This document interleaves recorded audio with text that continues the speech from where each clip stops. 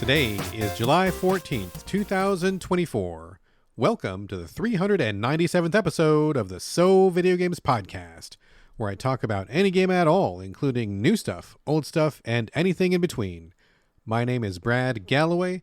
I am the one-man host of this show, and I'm also the editor of GameCritics.com, which is a website that uses the full range of review scores from 0 to 10, while also offering full accessibility information on every review we publish. Thank you for joining me today. Hello, welcome. As usual, I'll be kicking things off with housekeeping, where I discuss tidbits, news, items, industry happenings, and basically anything randomly game adjacent that has caught my eye in the last 7 days. All right, we're going to waste absolutely no time today. Got loads of stuff to talk about in the show, so we're going to get right to it. Let's see, what caught my eye this week? First up, El Paso Elsewhere is coming to PS5 on Friday, September the 6th. Pre-orders are now open, and there is a special physical edition packed with an exclusive poster and digital copy of a standout hip-hop soundtrack. That is PR words, not mine. But I have heard great things about El Paso Elsewhere. Apparently it's kind of like a Max Payne times, I don't know, vampires times, I don't know, retro sort of thing. I haven't played it myself, but a lot of people have been pretty stoked about it, and so I guess that's coming. Heads up on that. And also props to Strange Scaffold, the developers, who I know are some of the hardest working folks out there. It seems like they crank out a game like once every 3 weeks or something like that. So keep an eye out for this one if you are interested. Next up, something coming, not here yet, but coming soon, is called Neo Harbor Rescue Squad, coming from Bansico. This is the two-person studio comprised of Benjamin Rivers and Nancy Young. You may know them from their previous work on Home, also Worse Than Death, and I think probably my favorite of all their games, Alone With You. Those are all like some indie bangers. 2 of them horror themed, 1 of them sci-fi themed. So they are now coming out with a brand new title, which I'm extremely excited for personally. Don't know how many of you remember, but way back in the day, I'm talking like Wii, the original DS, there was a series of medical-themed games called Trauma Center, put out by Atlas, I believe, if memory serves, which were just so my jam. I love them so much. They were like visual novels / like stylus action and Wiimote action on the screen where you pretended to partake in surgeries. And at first it was like standard surgeries, like, oh, we've got somebody in the ER, we need to fix them up, and we're going to use the Wiimote to operate on them and stuff. But every one of these Trauma Center games eventually had more of a sci-fi theme to it, and as the further you went, you would get like these really strange diseases, like sometimes parasites inside a body that you would have to fight, strange like bleeding diseases and all sorts of maladies that would be nothing a human in real life would survive. It would be like, you know, just really like crazy hemorrhaging. You have to like stitch them up real fast or use a laser to cauterize some things. Anyway, I love the Trauma Center series, and they've been gone for a long time. The last sequel we got was some years ago, and it seems as though perhaps Bansico misses those games as much as I do, because Neo Harbor Rescue Squad seems to really be kind of following in the spiritual footsteps. Not exactly the same sort of action. Like, I don't think there's going to be any Wiimote action. I don't think you're probably going to be using the stylus or the mouse in the same way, but definitely the same sort of like ER medical kind of intervention. Seems like there's some visual novel stuff included in it. From the trailer that I watched, like, it has a pretty cute art cartoon style. You show up to some disaster, and then you like have to like triage who's ever there, and then you have to like go through different procedures to like save people. It looks pretty cute, pretty fun. Definitely into it. So hoping that one is going to turn out to be a whiz bang. I bet it will be, because the other 3 games that I mentioned were all pretty good. And I think that they know what they're doing over there at Bansico. So keep an eye out for that one. That's pretty exciting. What else do we got here? Oh, that's right. Game Pass. Game Pass is going through a shakeup right now. I'm a longtime Game Pass subscriber. I bet a lot of you are as well. Pretty good value for money for sure, at least as far as I'm concerned. But it seems like they're going to go through some changes. So it's a little bit confusing. Just like every subscription service these days is a little bit confusing. And I think they probably do that on purpose to kind of hoodwink you and get you to pay an extra $6 that you shouldn't be paying. Regardless. So basically the PR release said something along the lines of new users on Game Pass will get a Game Pass standard tier, which includes the Xbox back catalog, which I don't know how many games are in there, but probably a lot, and does not include day one games. That's going to be $15 a month. Also has Xbox Live Gold for multiplayer included, but does not include Xbox Cloud Gaming. This is supposedly launching in September. So I'm already confused by that because it has some things, not others. Whatever. Game Pass Ultimate apparently will have the exact same services it has now, but will get a price increase. Surprise, surprise. Still includes PC Game Pass, Day One games, back catalog, as well as cloud gaming. The new price will be $19.99 per month, which I believe it's now $15.99 a month. Is that right? $14.99 a month? Seems like a $5 increase from what I can gather, if my numbers are correct. PC Game Pass, if you're a PC player, is getting price increase going from $10 a month to $12 a month. And PC Game Pass will continue to get Day One games in addition to the other services. I didn't see anything mentioning a difference in what PC Game Pass offers. So a little bit of a shakeup. You're going to be paying a couple more bucks if you want to get the whole schmear when it comes to Xbox Game Pass. Honestly, I think it's a great value if you are primarily an Xbox player. If you don't dip in that often, then maybe you might want to think about cutting it. Honestly, for me, myself, my wife and I have been looking at all of our various subscriptions and talking about which ones we're going to keep and which ones we're going to cut. There's just too many. And everybody in the world wants a subscription, hard to say that, subscription right now, because they know that's where this passive continuous income is making people's fortunes, right? So you can sell somebody something, they buy it once and they may not buy it again for who knows how long. But if you got them on the hook to pay something every month, your fortune's made. That's exactly why so many car companies are turning into complete fucking bastards, and including all those like auto car shut off things and all the different features that you have to like quote unquote subscribe to. I mean, that's insane. I will never buy. I swear to you, I will never buy a car that I have to subscribe to. Fuck that. I would rather drive a 30-year-old beater that I can just start with my key and I don't need to pay Elon Musk an extra $5 a month or GM or whatever. Who knows? No fucking thank you. So I guess subscriptions are the current bane of everyone's existence. I'm going to cut mine back. Will I cut Xbox? I don't know. I dip into Xbox pretty often and I really do appreciate like the Day One games. I'm not really dipping that much into the back catalog, but there are a few that I probably would play. So I don't know. I got to think about it. But anyway, heads up. Looks like it's getting an increase. And there you go. One more thing on the agenda here. If you are old enough to remember the original PlayStation, the PlayStation 1 back in the day, you may remember a lauded game called Legacy of Kain. The Legacy of Kain, and then also Soul Reaver was its sequel. I think there were 5 titles altogether. Blood Omen, Legacy of Kain was the first one. Legacy of Kain, Soul Reaver was the second one. And then something. Yeah, you get the idea.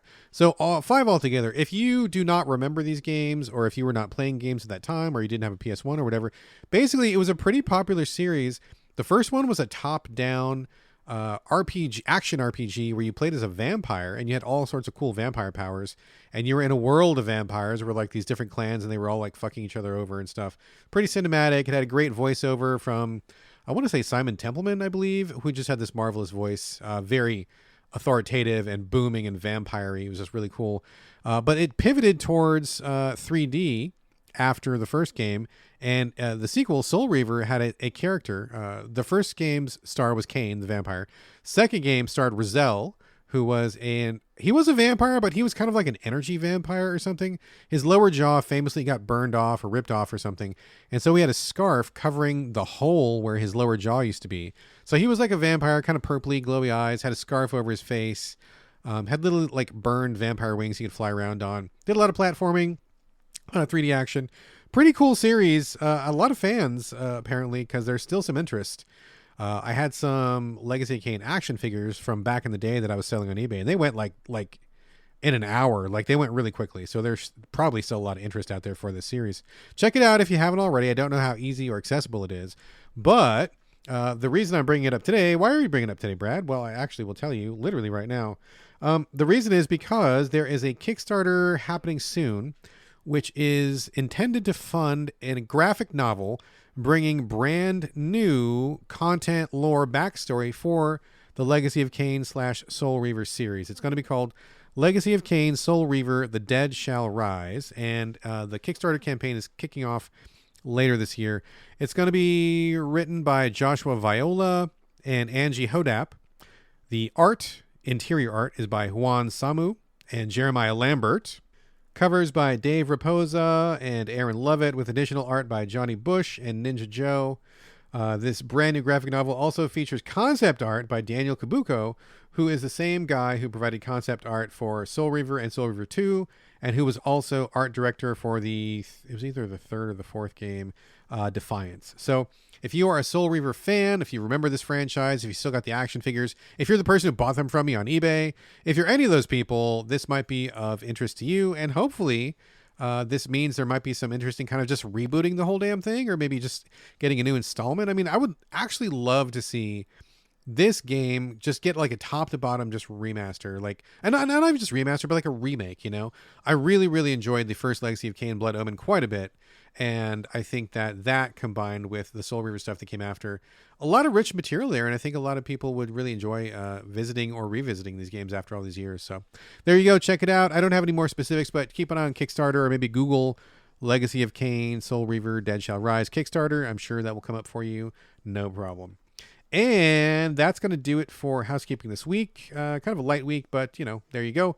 Before I get to the main portion of the show, just a quick reminder, you can help support this very podcast by going to patreon.com/the So Video Games Podcast. Every little bit helps with the cost of hosting and such. And if you like what I'm doing, if you like this show, if the show brings you joy, if you listen to it while you're in the car, while you're working out, while you're playing some game, if you're playing along with a game that I'm actually talking about in the show, anything at all, if you appreciate what I'm doing, even $1 would really help a lot in getting the cost of this show paid. It's not astronomical, but money's tight these days, as we all know. And if you want to chip in, that would be super great. And of course, a huge, massive thank you to all of our Patreon supporters who are already putting their money where their ears is. I love you all so much. Thank you for keeping the show going. I appreciate it. Also, there is a So Video Games Discord, which any listener is welcome to join free of charge. If you'd like to join up and continue the conversation after a show, just shoot me an email and I will send you the details. You are welcome to come in and hang out with us anytime. Okay, let's get on to the main portion of the show. We got a lot to talk about today. All right, first up are my circle backs, and this is when I want to come back to a game that I've already covered in greater depth on a previous episode. I'm not going to get into all the nitty gritty, but I do want to just, circle back to it and let you know where I stand on it, if I've played it more, further thoughts, etc., etc. First one, I got to circle back to Mouse and Crane, which is a kids-focused, as in, for kids, young skewing game that I played on the Switch. It is starring a mouse and a crane. It says that right in the title. And it is intended for, small hands, which is great. I went over this in detail last episode, but as a father of a child, I mean, my kid is 15 now, but back in the day, I was really hard up looking for games little kids could play, and there just really isn't a lot out there. So I really welcome and support any game developer who wants to make something that is for kids, but is also not garbage. I found that very often something that was for kids was also fucking terrible. And as a games player, games lover, games reviewer, games editor, I did not in good conscience ever want to put something that was, objectively crap in front of my kid just because it was skewing young. So I think that Mouse and Crane is a good start. I talked about it last episode. Basically, you have these 2D levels where you are manipulating the crane and trying to get the mouse to a certain place. Like, crane and mouse will be on the left side. And when I say crane, I'm talking about not a bird crane, but like a giant cargo lifting construction crane kind of a thing, shipping docks, freighter crane, that kind of a thing, giant machine. So you often have mouse and crane on the left. Art style is fantastic. I love the art. It's super cute. I love the presentation. This could easily be a TV show. I think kids would dig it. I think the voices are great. I think the aesthetic is fun. It's really kind of like cute and wild and wacky. And I think it really works. I think it's very appealing, which is very important to kids. It's got to be visually appealing or else you got nothing.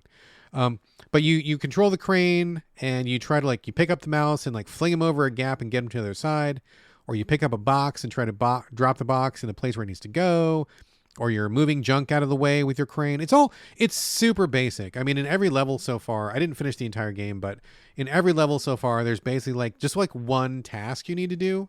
So you're just focused on one action. And you don't have too many complex actions. You don't have a lot of things to keep straight. There's no inventory to manage or anything like that. It just is very, very immediate, very in your face. And I think that's great. That's great. I think basically everything about Mouse and Crane is really good for the target demographic it's going for. The only problem I had with it was that there were no subtitles. So in the game itself, it's the developer says that this is intended for kids, and the developer lists all the things that are good about it. It uses STEM concepts and, education and whatever. But he's like, one of my key tenets was like, you don't need to read to play this game, which is great. But I think the ball was missed because actually having subtitles while you have audio information actually teaches kids to read. So by removing the text, I think not only was there a missed opportunity to teach kids basic reading skills, but also if you play with the sound off like I do, or if you are a deaf or hard of hearing child like there are, you can't play this game. So that was a mistake. I let PR know about that. They were going to pass that on to the developer. And at the time that I covered it last week, I didn't have any headphones, so I couldn't listen to it, and I couldn't play the game because I didn't understand what was going on. I did give it a second shot. I'm circling back now, got the headphones, plugged it in. Like the voiceovers, I think the sounds are great. And once I understood what was happening, it was easy to play. And I think overall it's great. I don't really have any complaints about this, and I think I would recommend it to parents who are looking for games that are appropriate for little kids. The only issue, again, is just the lack of subtitles. So if you have a deaf kid, hard of hearing kid, or a kid who's just trying to learn how to read, that's a problem. But otherwise, I think the developer is really firing on all cylinders. I think it's a great property. I think it's got a future. I think I would love to see more of this and see it further developed.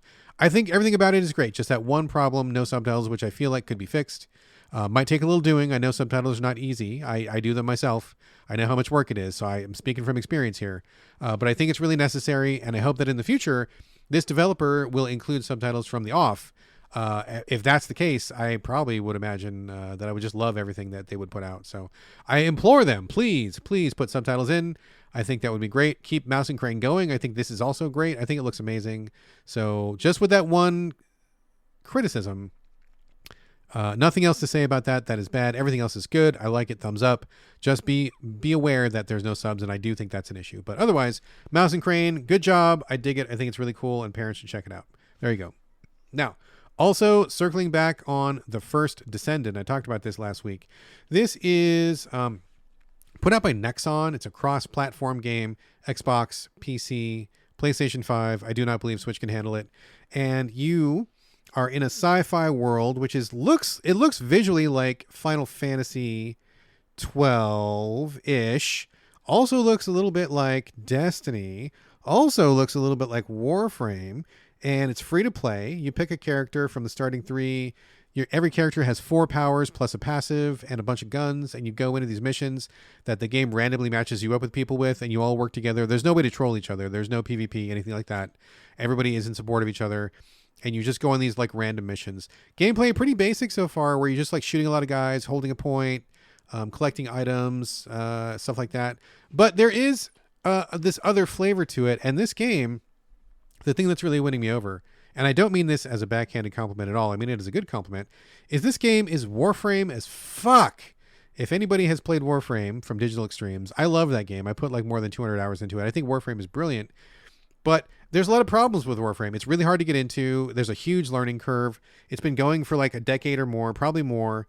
And there's a lot of lore to pick up on. There's a lot of systems that don't get explained. It's this giant fucking beast. And once you get into it, it's fucking awesome.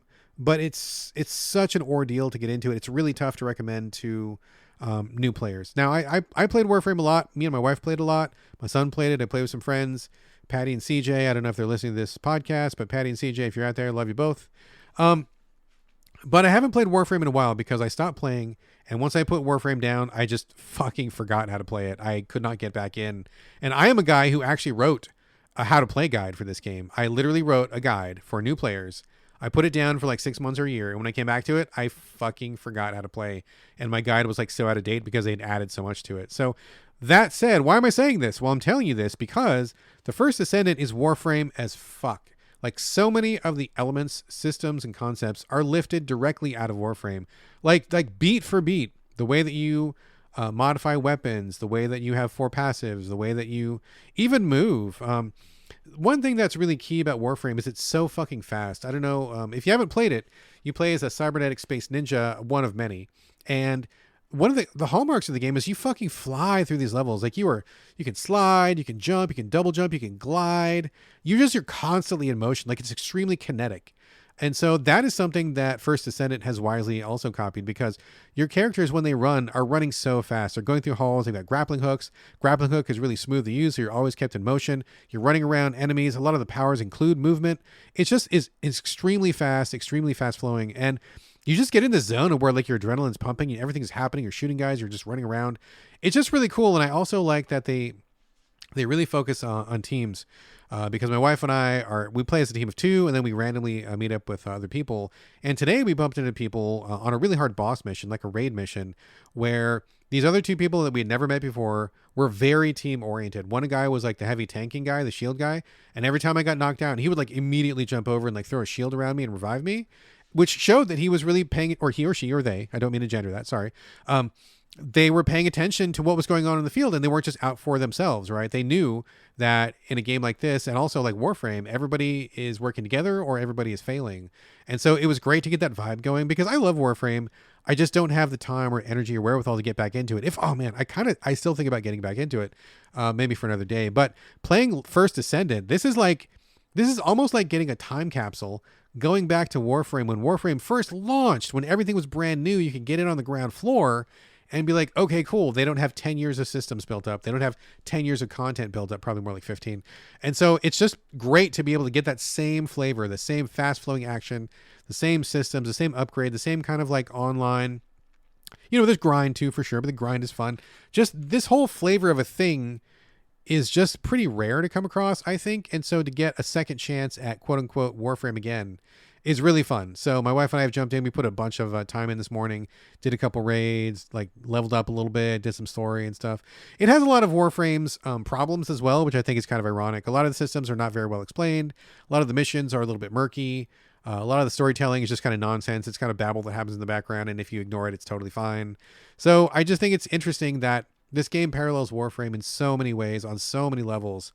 But if you love Warframe like I do, I think that's a pretty cool thing. It's great to be able to get back in on something like this without having to watch 16 hours of YouTube tutorials and to get caught up on everything I missed and to figure out where I left off. So anyway, I'm really digging First Descendant a lot. It's very Warframe. Warframe as fuck. If you like Warframe, you want more of it, this is the place to go. If you've never played Warframe, First Descendant is very much like Warframe. It's basically Warframe. It just looks different. Instead of Space Ninjas, you get Final Fantasy 12 characters. And there's a lot of skimpy suits if you're into that. You like your buff guys or your curvy chicks. It's all here for you, whatever you like. So far, thumbs up. I'm digging it. I haven't spent any money on it yet. I'm tempted though. I'm tempted to get some of those skins. I'm looking at some of those skins. I haven't done it, but I might because I've already played this for several hours. And if nothing else, I do want to support the developers with a couple bucks, because I do feel like that is part of my obligation. So anyway, First Descendant, circle back on that, is that it's really fucking fun. Not without problems, but overall, I think it's a great time. Really enjoying it a lot. So there you go. Heads up. All right, let's get on to the brand new stuff this week. First off, taking a look at Princess Maker 2 Regeneration. Received a code for this from the publisher. Thank you very much. Coming to us from Blissbrain, and I believe Gynax is involved in this somehow. So this is obviously the second in the series, the Princess Maker series. This is a remake of Princess Maker 2. I'm not sure when it came out, but it came out quite a while ago, I believe. So this one is interesting and yet also disappointing at the same time. Basically, I'm playing on the Switch, and this is a pixel-based, menu-based 2D game where in the opening cutscene, a spirit from the heavens or something drops like a baby down into this kingdom, and so the king, which I guess is you, is supposed to raise this child, this little girl, into a princess. That's the opening cutscene, and then when the game begins, you're just like thrown straight into it with like no preamble, no tutorials, no context or anything. So this is like my big problem. First off, was because there's literally like nothing to tell you what to do, not how to play, not where your goals are, not what's going on. Like you literally just watch the opening cutscene, start the game. You are in week 1 on a calendar. Your princess is there. There's a whole bunch of menus and options, and you're just like, go. Like literally no information. So I think that's a terrible way to start the game. Now I did play the original Princess Maker a little bit. I didn't finish it, but I was kind of familiar with it. So I was hoping that Princess Maker 2 would kind of fix this same roughness that's present in the first game. Nope. Not even a bit. Not even a bit. So when you turn on the Switch, like, and you get past the opening cutscene, the graphics, number one, are really small on the Switch. I feel like they're not the smallest I've ever seen, but it is not comfortable by any stretch of the imagination. I would definitely recommend playing it docked if you're going to play this. But you just have this calendar and it says, fill your princess's schedule. And I'm like, okay, but like, what's going on? Like, what is the goal? Like, what is happening? Nothing. There's no information. So I just like pick stuff at random. First week, we're going to do science. Second week, we're going to do combat. Third week, we're going to do errantry. And then we'll just see what happens, right? So the first week, it's just like a Monster Rancher training game, or like any of those like little Tamagotchi kind of things where you pick an activity and you send your character to do it. You just kind of watch what happens. You're not really super involved in that. They just like work out with, weights, or they shoot bow and arrow or whatever, or they practice whatever they're practicing. They get like a little stat bump, and then like you go on to the next week. So you have a bunch of stats. It's not really clear what does what. You also have a money limit, and I actually ran out of money like almost immediately playing this game. Like you have to pay to feed the princess. You send her off to classes. You have to pay for classes. And I have no idea how you're supposed to get money. Like I ran out of money immediately. And like everybody's like, oh, you're too broke. You can't pay for classes. Oh no, the princess is going to starve. We have no money. And I'm like, what is even happening? I don't even know what is even going on in this game other than the fact that I'm supposed to be raising this princess, but now I am broke. And am I not the king? Where's all my money?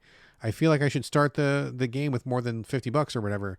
So it was a pretty frustrating experience. I mean, going broke, having to start over, and then when I go back into it, I'm just like pushing buttons. So like I'm not really sure what the goal is. I definitely needed more of a story intro. I definitely needed more tutorials. I definitely needed more of like a handhold in the beginning to kind of give me the vibe of the overall game.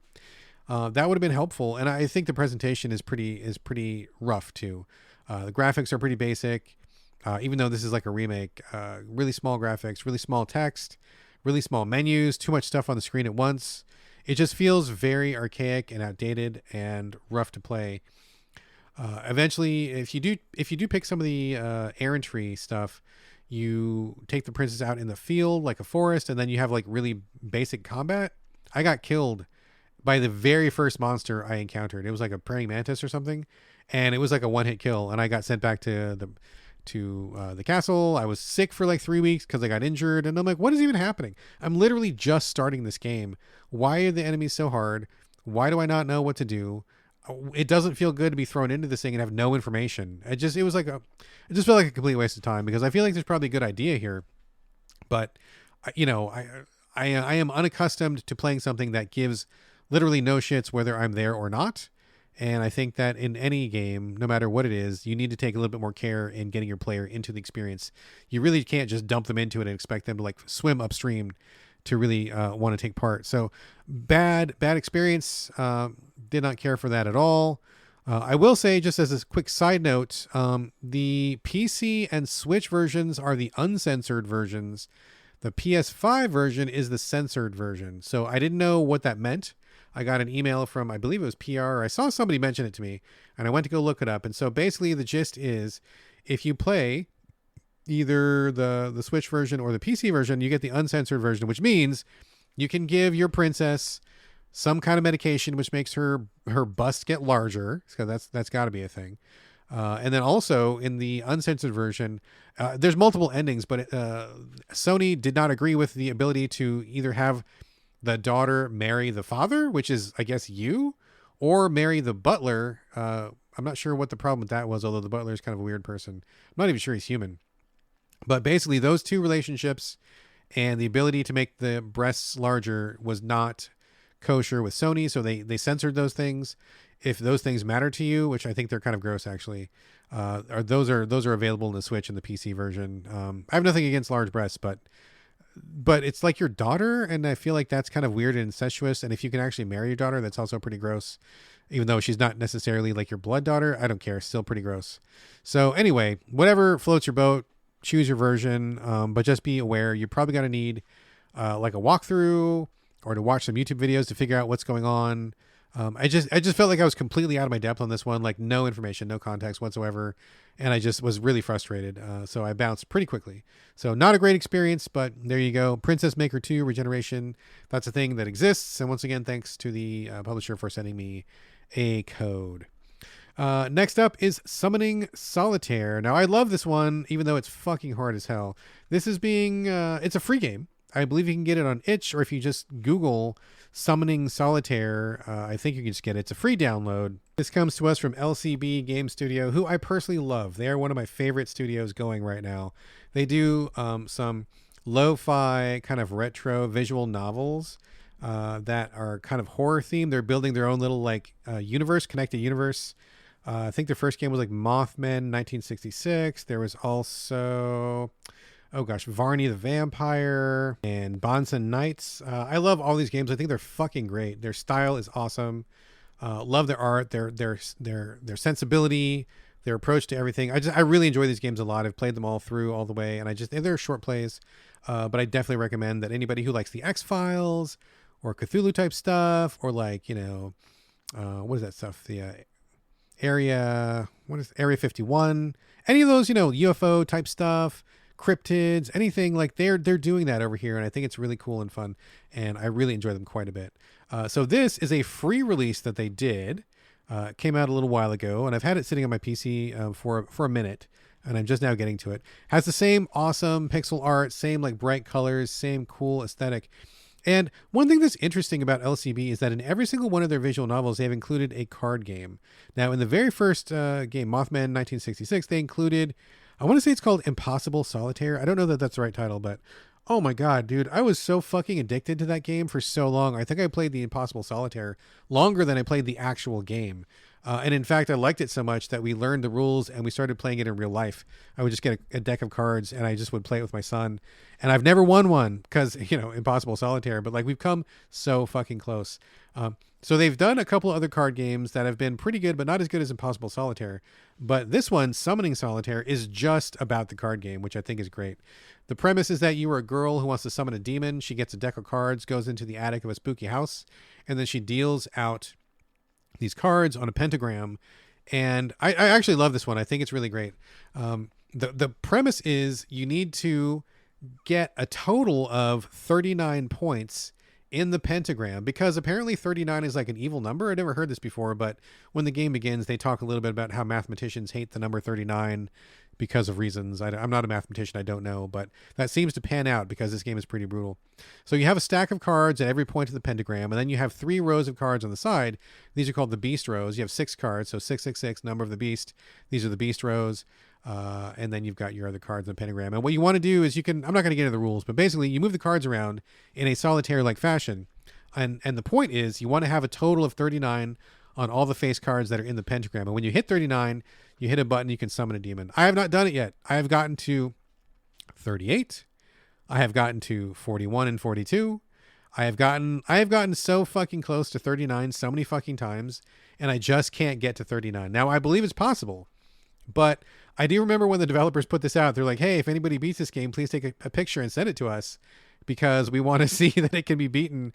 I hope that means that I hope that doesn't mean they have never beaten it themselves. I hope that they have tested this to make sure it's possible, because you're moving the cards around and you get so fucking close sometimes and you're like, damn it, I'm close, but not quite. And then you gotta shuffle the cards around and you're almost there again, but not quite.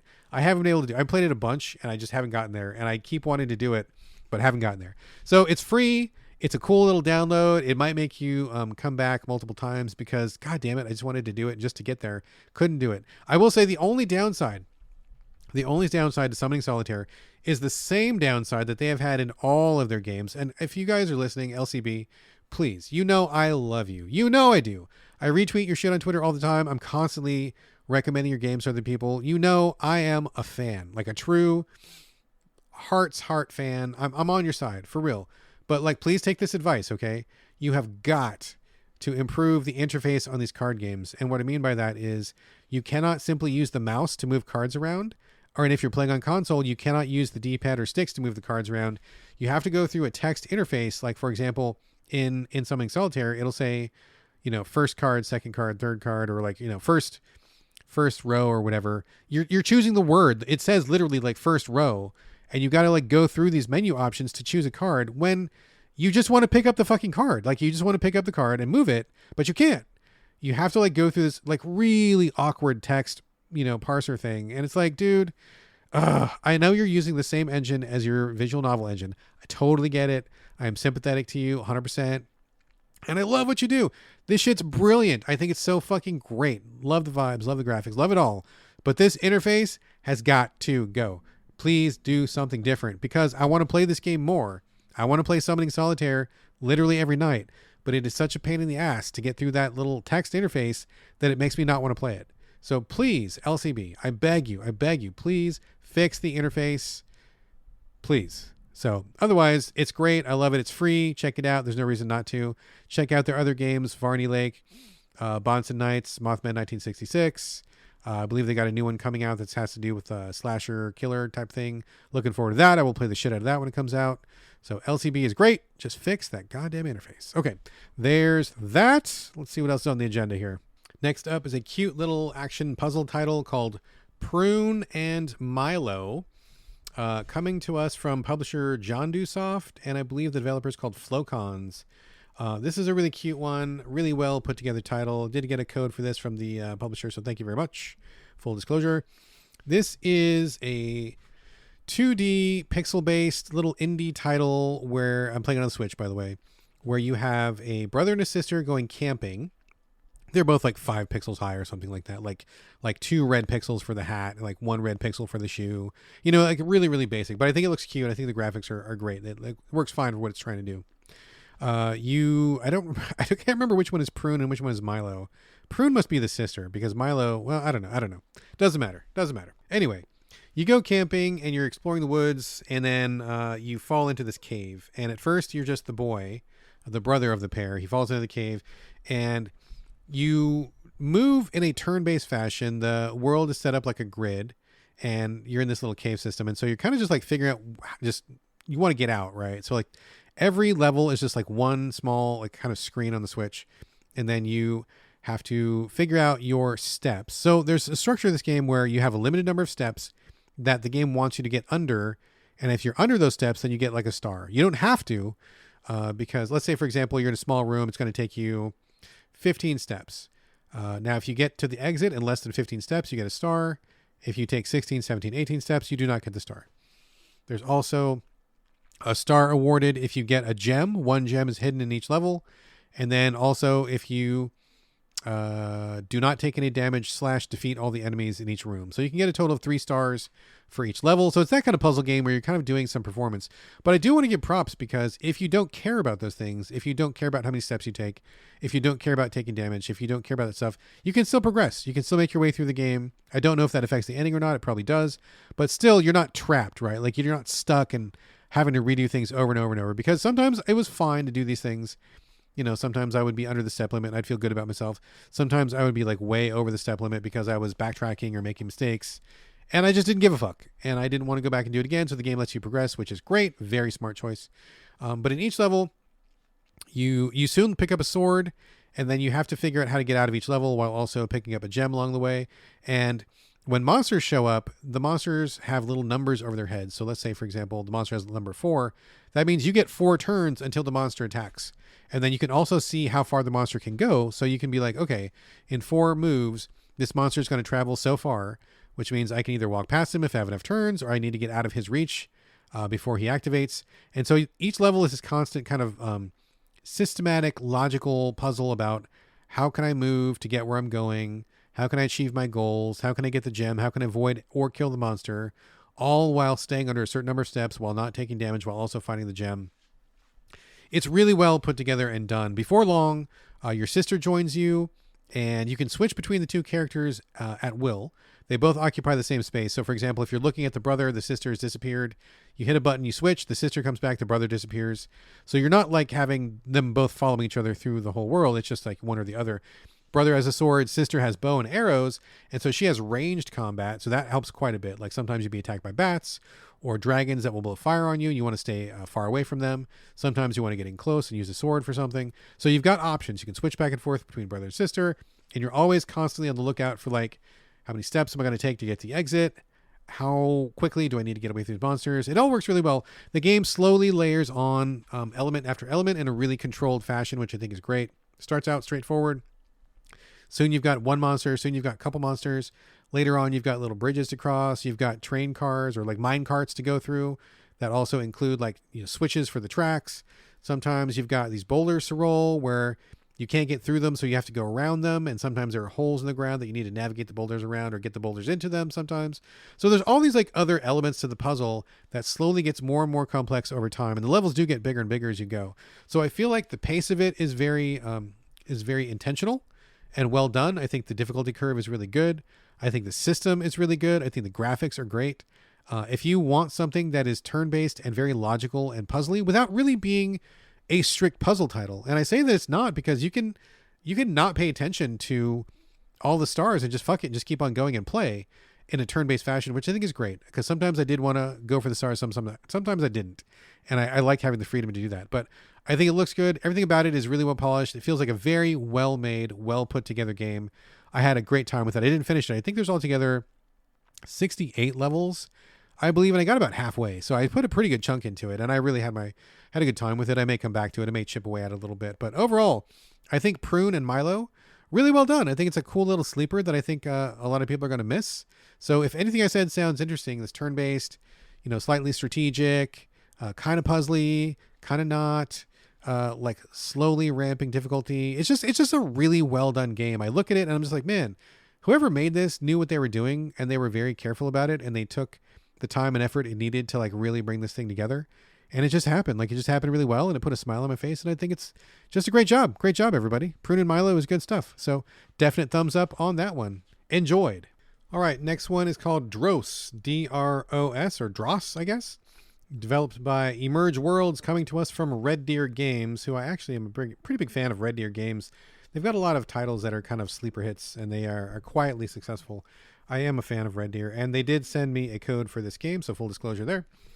So Dros, or Dros, is a kind of an isometric action platformer where you're in this world where an alchemist or scientist is creating these little sludgy guys or gals or people of indeterminate gender, or maybe no gender at all. They are just like these little blobs with eyes in them, and they apparently can't live independently. They need to be in some kind of a shell to survive, kind of like a snail. And so when the game begins, you take control of one of these blobby people, beings, whatever, and you escape the lab.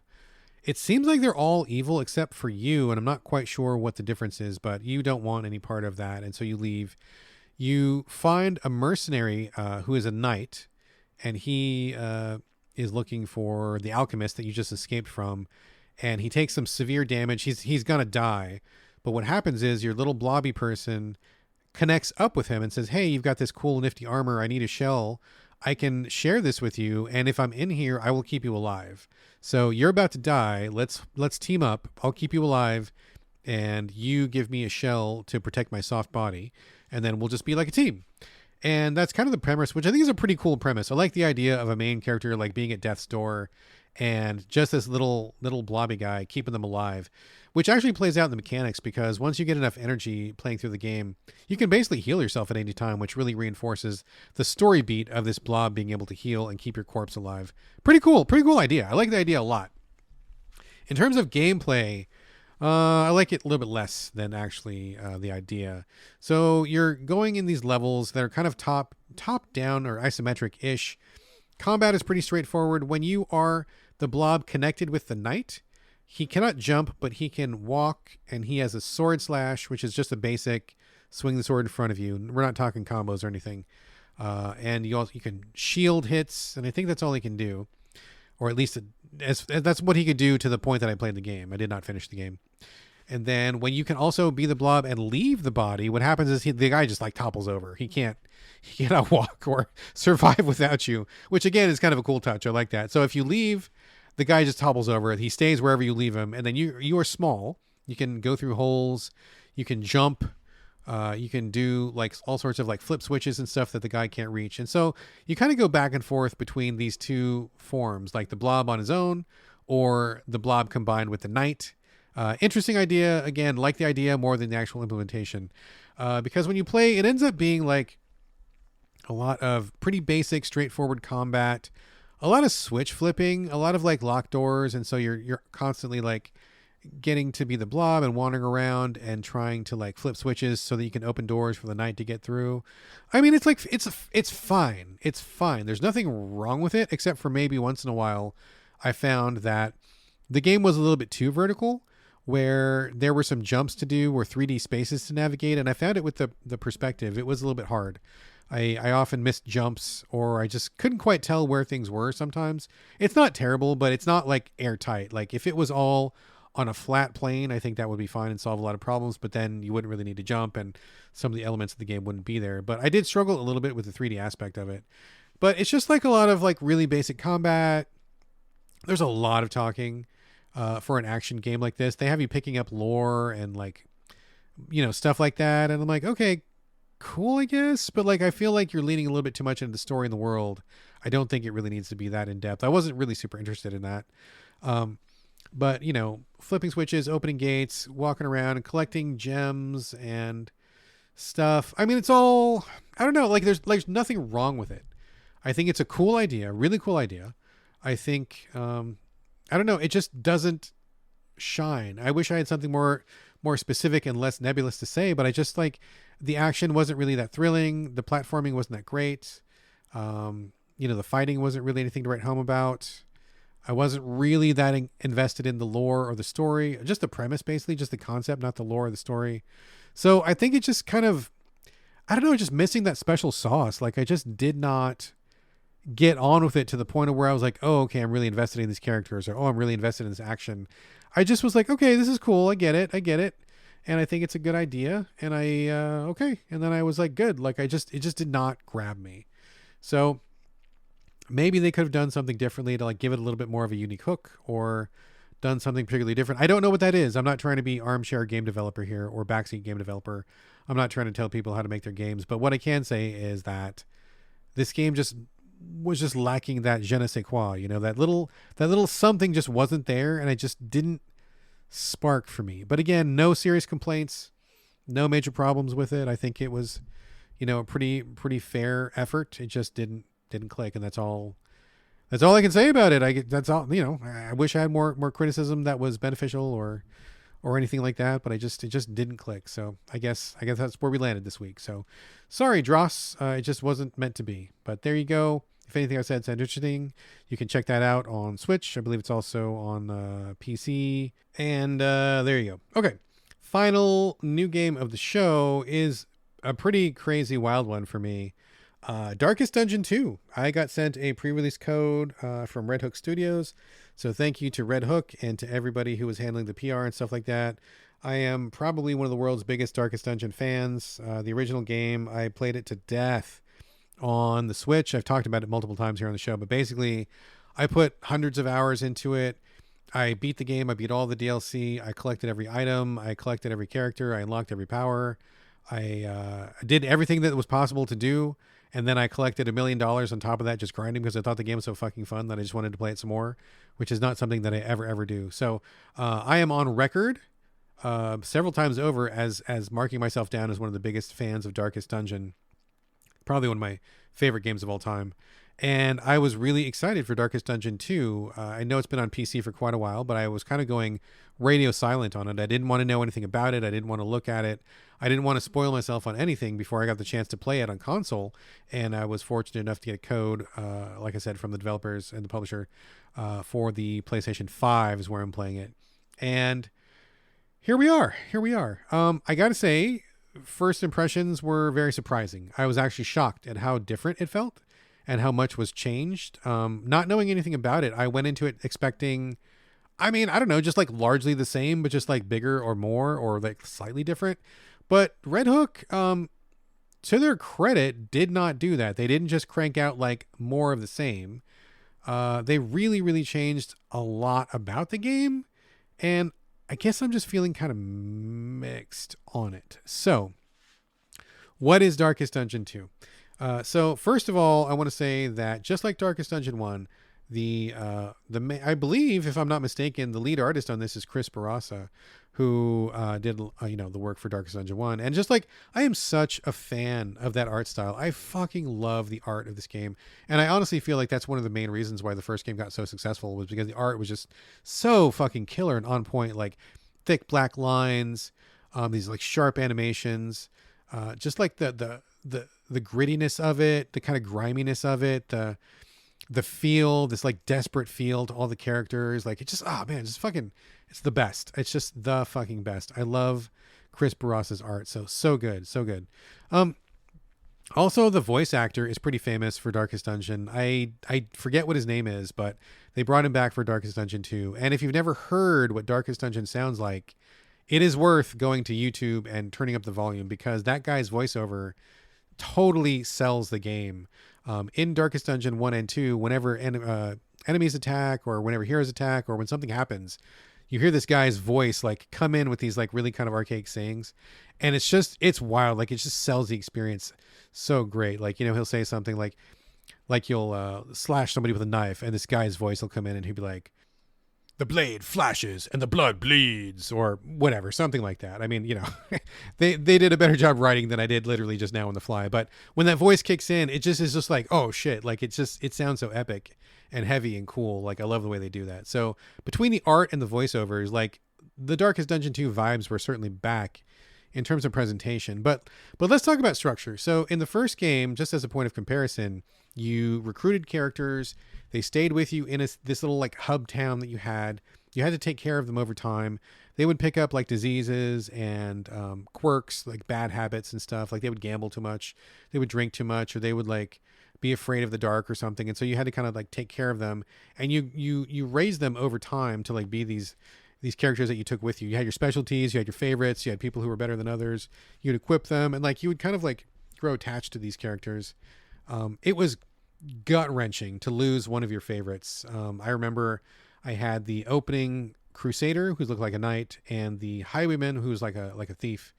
The first two, from the opening scene of the first game, I had them all the way until the like almost the very last battle. So having those same two characters, it was like a point of pride for me that I managed to keep them alive and I never lost them. And so just having that attachment to characters is really like a key part of the experience. A lot of that has changed in Darkest Dungeon 2. So rather than doing 2D dungeons crawlings, that's not a phrase.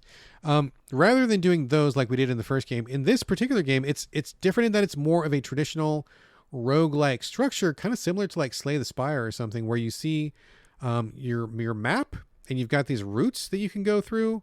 And so you start at the beginning of the map, and then you can see like, you know, you can go left, right, or center. Left will be like an encounter.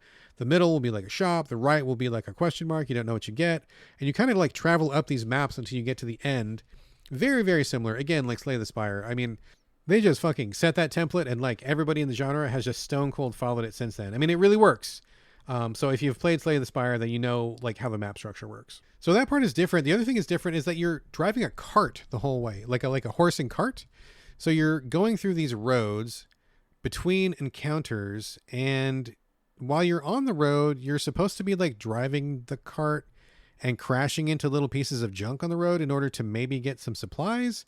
I have to admit, I'm a little bit confused by this, because it seems just like kind of a waste of time, where you're just driving from one node to the other, and rather than simply going from node to node like most do, you're in the cart. But it's just like a road. You can't really like do anything other than swerve side to side a little bit, and then you crash into these boxes, and it's just like, why did they do this? It doesn't seem to really add a lot, and it's not very exciting. It takes up some time. I guess I'm just not sure what they thought this was adding to the game. I'm a little bit lost. It almost seems like you're supposed to be doing something else, maybe something a little more action based, but it didn't come through, or I don't know. I guess I just don't know what that does. It feels like it just adds a lot of time that doesn't need to be there. And then you go to these nodes, and then, you know, just like a traditional roguelike, you will meet some villagers, and you'll give them some bread, and they'll give you some gold coins or something, or like there'll be a battle, and you fight a battle, and then you go to this other, there's a shop on the road. You can buy some special items or something. Like it's very, very traditional in terms of that structure, like the stuff that you do along the way. But the thing that's always been special about Darkest Dungeon, about the first one, was its big innovation was your characters and your team build up really mattered. And not only the characters you had, the classes you had, but also where they were. It's a 2D battle scene where you have 4 characters on the left, and they have a number of enemies on the right, sometimes 1, 2, 3, or 4, sometimes a big boss, whatever. But whatever order they appear in changes the abilities that they can do. So for example, I have an alchemist wearing like a one of those plague doctor masks, right? With the goggles and the bird beak and stuff. And so if you have her in the front row, like in the front, like if she's in like position 1 or 2, near the front of the line, she can use like a knife slash and she can stab and stuff like that. But if you put her in the back of the line, she can't use that knife attack anymore, but she can throw potions. Same thing for some of these other guys. Like, you have the grave robber, I believe she's called, where when she's in the front, she can do like a pickaxe maneuver. But when she's in the back, she can throw darts, so it really mattered. And sometimes there's synergy between characters. Like if this one guy is standing next to this one lady, they'll be able to do something and so forth and so on. So that was like really the big advancement in terms of like gameplay design. And it was really brilliant. I had never seen anything like it at the time. And it was it's really captivating, really wonderfully nuanced systems. And it was great. So that same basic system is here, but they've monkeyed with it a little bit. And I don't mean to be like disrespectful or rude or anything, but like, I just feel like a lot of the choices they've made here just don't really work for me. And I just don't feel like the magic is really here. So for example, I think they've really leaned hard into a lot of like minutia in the systems. There's not very much tutorial. The tutorials are actually pretty bad in this game, which I was kind of surprised by. There's a lot going on that does not get enough explanation. There's a whole bunch of like listings in a glossary you can look up, but that's just straight up reading. It's not the same thing as like going through a proper tutorial where they tell you something and then you do it and you learn it and internalize it. It's basically just like it pops, like a tooltip pops up once and then that's it. And if you forget what it is, you got to go dig it out of the glossary and find it. And sometimes you're not sure what you're looking for or like why something is something. There's a lot of stuff in this game that I just don't understand. Like a lot of symbols that denote one status or another that are not really easily identifiable. There's a menu you have to like go into, and there's like a billion little like icons that mean something. It's kind of hard to keep those straight. And so just even learning some of the basic stuff, like why some things work and some things don't, is a little bit murky. Not nearly as clear as the first game. Also, there's a new system about relationships, and I do not understand exactly how it works. And I feel like it's pretty important. People are telling me like that's really one of the best ways to power through this game is to get some good relationships going, but I don't know how to do that or exactly how that works. Like for some reason or another, when you start a run, let's say you begin the game, you pick 4 characters out of like 6 or 8 or something. There's a bunch of characters from Darkest Dungeon 1 that are not here. And I was surprised by that. I don't know if they're not even in the game or maybe you unlock them later, but like a lot of my favorites were just like not here. Like the leper was not here. The abomination was not here. The priest lady, I forget what her name is, but she's not here. The crusader is like, I guess, DLC that comes with the game. And you got to unlock him through like these like hella long fucking steps. So like a lot of the classes that I was looking forward to are just not here. I ended up using the same couple of characters over and over because I was just trying to like level them up and get them stronger. But so apparently at some point like things happen and you develop relationships. And at first it was like my characters hated each other and I wasn't quite sure why. I think that they need a little bit more clarity and a little bit more intention about when these things happen. For example, when you're on the map and you're choosing between routes, sometimes characters will want like 2 characters will want to go left and the other 2 want to go right. And then you got to choose. You can't choose them both. And then whichever one you don't choose like pisses off the other 2. And there's not really anything you can do about it. Like it just kind of, they get off on a bad foot. And at one point the relationship between 2 characters got so bad that like when one of them was doing a special ability, my own character in my own party like cursed them with a negative status because they hated them. And I'm like, okay, this is just like handicapping myself, man. Like this doesn't make any sense. Like why would this, I mean, I don't even understand how to fix it or like how to change it. And then in the next run, I had 2 characters who like were feeling amorous for each other. And I'm like, I don't understand how or why. Like I healed them and maybe that was enough, but then why didn't that work last time? I just feel like it needs more clarity. I feel like a lot of the systems are pretty opaque and I don't quite understand why things are happening the way that they're happening. And I think that if they open this up a little bit more and highlighted them a little bit more, maybe we're more intentional about, hey, if you do XYZ, it'll improve the relationship here. Or if you do ABC, it'll degrade the relationship here, and just be more overt about it. Not rely so much on little icons and symbols that I have to look up every 5 seconds, but to really like surface it on the screen so I can just really quickly approach it and digest it and make better decisions in the moment. That would help a lot. Also, when you go on a run with these guys, like you get in your carriage, you drive, get to an encounter, you fight. It looks a lot like Darkest Dungeon 2, but it just doesn't feel the same. I feel like the difficulty is pretty steep, and that's kind of, I mean, I don't know. I guess that's neither here nor there because the original Darkest Dungeon was renowned for its difficulty, and it was horrifically difficult. But it felt different, a different difficulty, a more, I don't know, different flavor to that difficulty. When I play this here, you basically start a new run every time, and so you don't have the same characters, you don't have the same relationships, you don't have the same build up over time. It kind of feels like you're just starting a fresh new game every time, which I don't know. In comparison to the original Darkest Dungeon, where you had your same characters, your same crew, you spent so much time with the same people, and you built them up carefully, and you took care of them, and you screamed and cried when they died, or you cheered when they won, or they got a big critical hit or something. I just didn't feel attached. It felt like I didn't have characters anymore. I just had these kind of archetypes, which was kind of disappointing. So every time you go through a run, you collect resources. When you finish the run, you go back and put those resources into progressively increasing amount of choices. Like you can level up guys over time, level up your town over time, but it just didn't feel the same. And I feel like I'm not even sure that's what I even want to say, because I don't want to sound like I'm dinging Red Hook for not making the exact same again, because there's problems with that approach too, right? People say, oh yeah, we've been here before, been there, done that. This is the same thing, no inspiration, blah, blah, blah. So I don't want to sound like I'm putting Red Hook in a no-win situation, because I respect them. I respect their work. And again, I will love Darkest Dungeon forever, but I just feel like kind of like taking away the things that made Darkest Dungeon what it was, and then turning it into like this like weird roguelike where you reset every run and you're spending time in this carriage is just like, I don't know, man. It just doesn't quite pop for me. I was very, very excited to get this, jumped in, got a little confused, kind of struggled with some of the interface. I felt like it was pretty esoteric for the most part. And I'm somebody who spent hundreds of hours with Darkest Dungeon 1, so it's not like I don't know what's going on, but like so many of the systems were different. So many of the statuses were different. So many of just everything about it like kind of felt different.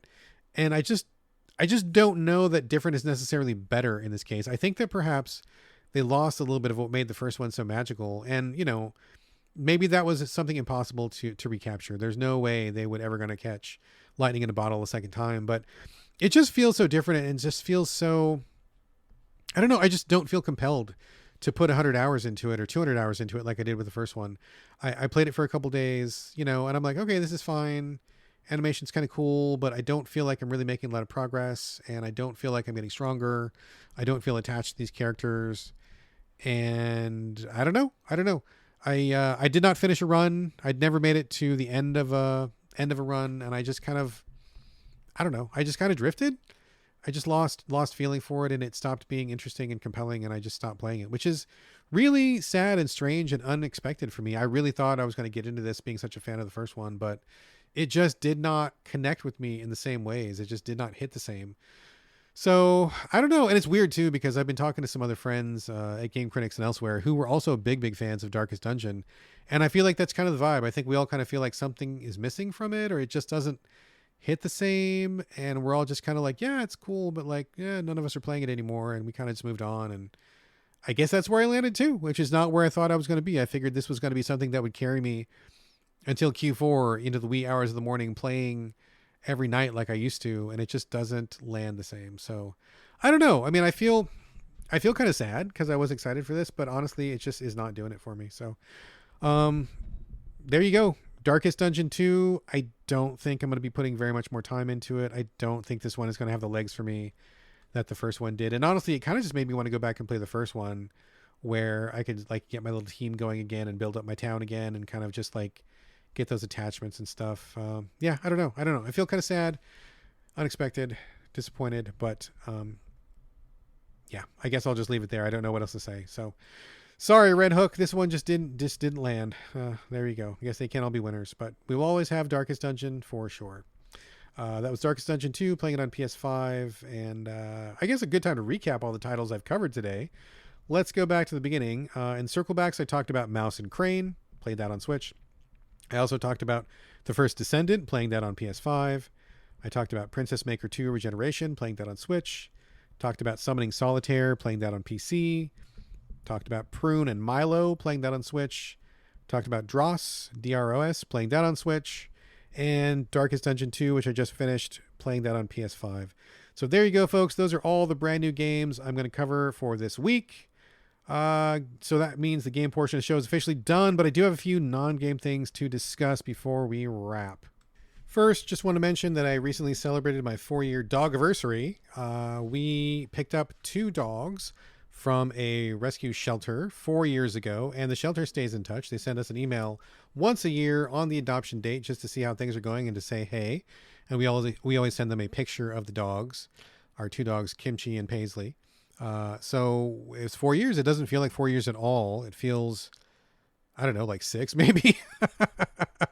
I don't know. But I love the dogs. They are definitely a part of the family. And it was, it's always a nice surprise when I get that email just to see how much time has passed and to see how long the dogs have been with us. So happy dog anniversary to Kimchi and Paisley. They are our pooches and we love them. Let's talk about TV and movies. Family just recently watched Time Bandits. From 1981. This is done by Terry Gilliam and some of the Monty Python people. It's a sci-fi fantasy tale, mostly fantasy, about a group of little people who were working for God and steal God's map of the universe. They want to go on this big heist and just steal rich stuff from all across history, and they accidentally bring a kid from England along for the ride. And so they go on all these misadventures. They hit all these different time periods. They go to like Napoleon in his war. They go to Mycenae when the it's BC times when people are still like wearing armor and stuff. They go to like this fantasy world where they're like in this pirate ship, and they have all these like weird adventures. It's just a really crazy, off kilter, fantastical thing. Terry Gilliam, if you're familiar with his work, is really the mastermind behind this, and it is very similar to all of his other films where they're just really like trippy and fantastical and larger than life, and you never really know what's going on. And it's just a really fun movie. My son had never seen it before, and this was his first time, and he really enjoyed it. So it's definitely a product of its time, but I still think it holds up, and there was nothing particularly cringeworthy about it. It's interesting too because they were going to make a remake of this property. Well, okay, so first they were going to make a Time Bandits 2, but they did not make the sequel because sadly too many of the original little people in the movie died. They just had passed on, and they didn't want to replace them with brand new little people, so they decided to scrap the sequel. And then many years later, there was plans to make it into a TV series, but very controversially, they remade the entire movie without any little people. And so the surviving little people family members were very vocal and protesting and saying, the little people in the movie were basically what made the movie what it was. And so to take the little people out of it really kind of betrays what the vision was. And apparently Terry Gilliam, believe he's still alive, was very unhappy with what they had done with the TV series as well. So I think he kind of like unofficially disowned it and walked away from it. But anyway, Time Bandits, the original from 1981, is still a thing. You can rent it anywhere, download it, whatever. Still definitely worth a watch. It's pretty fucking wild. Like, you just never know what's going to happen. And that ending is just fucking bananas too. So definitely a thumbs up on Time Bandits. Next, we watched Total Recall, the one with Arnold Schwarzenegger from 1990. Still holds up. Again, I'm going through a lot of the classics my son has never seen, so this was his first time watching it. And watching Arnold and Sharon Stone and all the rest of like the RoboCop crew that work with Paul Verhoeven, the director, going to Mars and like fighting this secret spy on Mars, sci-fi stuff, aliens and mutants and everything. What a really fun movie. What a fun movie. Like, special effects were kind of goofy, but like good goofy, and the action just kind of keeps rolling on, and you never quite know whether it's real or is it a dream, what's happening. And like, it just all comes together with a little bit of Verhoeven's, typical hyperviolence and stuff. Just a great film. Really fun. I really enjoyed that a lot. That one is from 1990. We also watched Two Heads Creek. This was just me and the wife. Sometimes we'll watch some horror comedies in the morning before the sun gets up. We get up a lot earlier than he does these days. And so this is from, I believe, Australia, 2019. This was a really interesting one. The premise of it, well, I don't want to give away the whole plot, but basically the brother and the sister find out that they have a mother in Australia that they never knew about. They were adopted and didn't know it until their adopted mom died. So they find out they have a real birth mom somewhere else. They're from the UK and they fly out to Australia. And when they get there, the town is called Two Heads Creek, and it is like the most gross, disgusting, like hillbilly backwater in the middle of nowhere, inbred town. And they have like no fucking idea what's going on. And I'm not gonna spoil the whole thing because the reveal is kind of, part of the film. But But it's interesting because not only is it a horror comedy where there's some blood and guts and there's laughs and stuff, and everybody is like sufficiently over the top and in the way that only an Australian film can be, if you're familiar with those or not. But there's commentary here, like just below the surface, just like 1 inch below the surface, which I think is great. In recent times, I've heard a lot about Australia and how it's becoming a more racist country. A lot of the governmental policies are really racist and really not supportive of people of diversity, especially the Aborigines people who are from Australia, the Indigenous folks. And so there's a lot of that racism commentary in this film. Like it is being flown loud and proud. And some of the things that I thought were like really gross and disgusting in the film are intentionally gross and disgusting as a way of commentating about Australia's real life political policies. So not only was it a pretty good and pretty funny horror comedy, it was actually a horror comedy that had something to say. And it was actually super relevant for our time. 2019 is not that long ago. And so a lot of the policies they're talking about in this film are still in place right now. And so I really appreciated knowing that. If you didn't know what was going on in Australia, I would imagine that maybe some people would be offended by some of the stuff that happened in this film. But if you do know the context, it's not offensive. It's actually more about the director pushing back against Australia and criticizing it for the things that it's doing right now. So I really appreciate it a lot. I thought it was fun. It was gross in a good way, funny in a good way. And I really liked the political commentary. Just knowing that little bit about it will like help put the whole film in context. And I think it was really great. So hats off to Two Heads Creek. My wife and I thought it was great. We had a great time with it. And I would definitely recommend it if you are a horror comedy fan. All right, folks, that is a show. Thank you for being here. And thank you for listening to me while I slowly melt in my incredibly warm and humid basement. Basements are supposed to be dark and cool and places of refuge if you're too hot. And man, it is like an oven down here. So thank you for sweating along with me.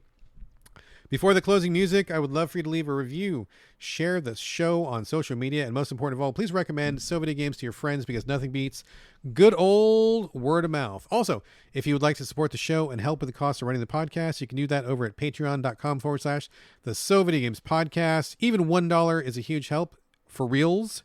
And if you'd like to join our Discord, that is, of course, free of charge. Hit me up. Also, as always, I would love to get your questions and comments. Hit me up at sovideogamespodcast@gmail.com, or you can reach me on social media. You can find me on Twitter, Instagram, or Blue Sky. It's my name, BRADGALLAWAY. All A's, no O's. And that's going to do it for episode 397. Thank you again for joining me here on the So Videogames podcast, and I'll see you next week.